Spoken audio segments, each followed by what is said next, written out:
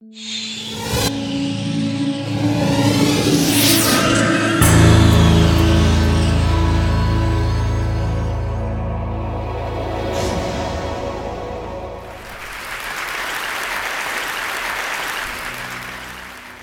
I would like to start my talk with actually two questions. And the first one is, how many people here actually eat pig meat? Please raise your hand. Oh, that's a lot. And how many people have actually seen a live pig producing this meat in the last year? In the Netherlands, where I come from, you actually never see a pig, which is really strange, because on a population of 16 million people, we have 12 million pigs. And, well, of course, the Dutch can't eat all these pigs. They eat about 1/3, and the rest is exported to all kinds of countries in Europe and the rest of the world. A lot goes to the UK, Germany. And what I was curious about, because historically the whole pig would be used up until the last bit, so nothing would be wasted. And I was curious to find out if this was actually still the case. And I spent about 3 years researching, and I followed this one pig with number 05049 all the way up until the end, to what products it's made of. And in these years, I met all kinds of people, like, for instance, farmers and butchers, which seems logical. But I also met aluminium mold makers, ammunition producers, and, well, all kinds of people. And what was striking to me is that the farmers actually had no clue of what was made of their pigs, but the consumers, as in us, had also no idea of the pigs being in all these products. So what I did is I took all this research and I made it into well, basically it's a product catalog of this one pig, and it carries a duplicate of its ear tag on the back.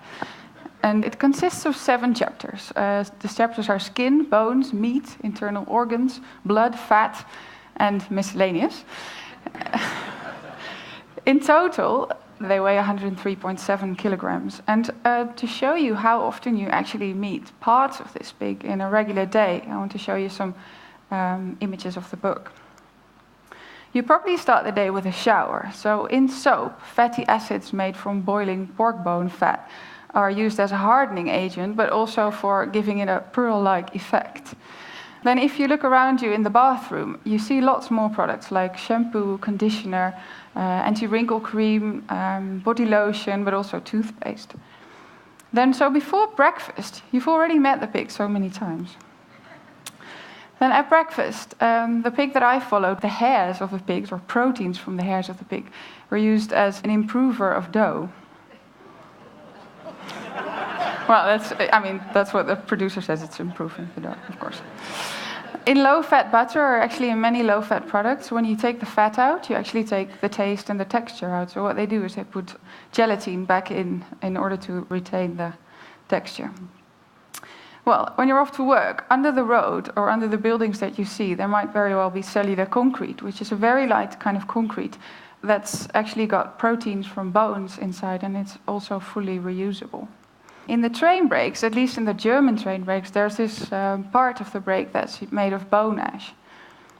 And in cheesecake and all kinds of desserts, like chocolate mousse, tiramisu, vanilla pudding, everything that's cooled in the supermarket, there's gelatin to make it look good. Fine bone china, this is a real classic, because the bone in the fine bone china gives it its translucency and also its strength in order to make these really fine shapes like this deer. In interior decorating, the pig's actually quite there. It's used in paint for the texture, but also for the glossiness. In sandpaper, bone glue is actually the glue between the sand and the paper.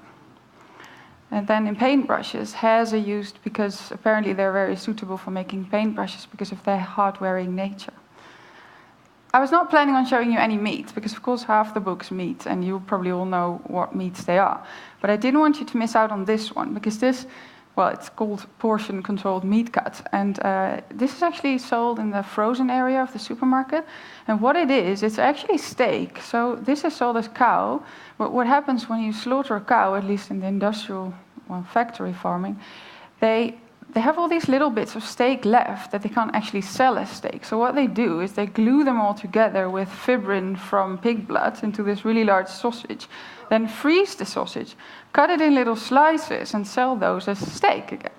And this also actually happens with tuna and scallops. So, with the steak, you might drink a beer. In the brewing process, there's lots of cloudy elements in the beer. So to get rid of these cloudy elements, what some companies do is they pour the beer through a sort of gelatin sieve in order to get rid of those cloudiness. This actually also goes for wine as well as fruit juice. There's actually a company in Greece that produces these cigarettes that actually contain hemoglobin from pigs in the filter. And according to them, this creates an artificial lung in the filter. So this is actually a healthier cigarette. Injectable collagen. Since the 70s, collagen from pigs has been used for injecting into wrinkles. And the reason for this is that pigs are actually quite close to human beings, so the collagen is as well. Well, this must be the strangest thing I found. This is a bullet coming from a very large ammunition company in the United States. And while I was making the book, I contacted all the producers of products because I wanted them to send me the real samples and the real specimens. So I sent this company an email saying, "Hello, I'm Christien, I'm doing this research, and can you send me a bullet?"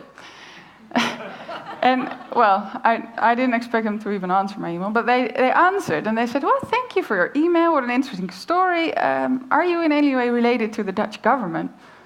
I thought that was really weird, as if the Dutch government sends emails to anyone.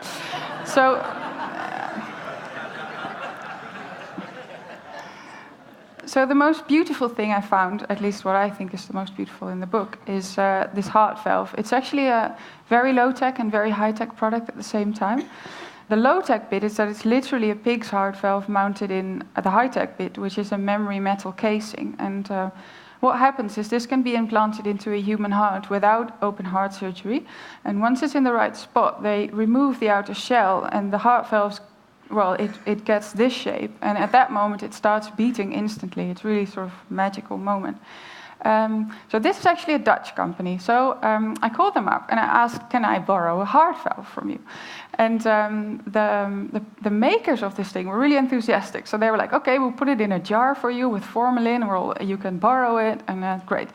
And then I didn't hear from them for weeks. So I called and I asked, what's going on with the heart valve? And then they said, "Well, the director of the company decided not to borrow you this heart valve because he doesn't want his product to be associated with pigs." Well, the last product from the book that I'm showing you is renewable energy, actually to show that my first question, if pigs are still used up until the last bit, was still true. Well, it is, because everything that can't be used for anything else is made into a fuel that can be used as a renewable energy source. In total, I found 185 products. And well, what this showed me is that, well, firstly, it's at least to say odd that we don't treat these pigs as absolute kings and queens. And the second is that we actually don't have a clue of what all these products that surround us are made of. And you might think I'm very fond of pigs, but actually, well, I am a little bit, but I'm more fond of raw materials in general. And I think that in order to take better care of what's behind our products, so the livestock, the crops, the plants, the non-renewable materials, but also the people that produce these products, the first step would actually be to know that they're there. Thank you very much.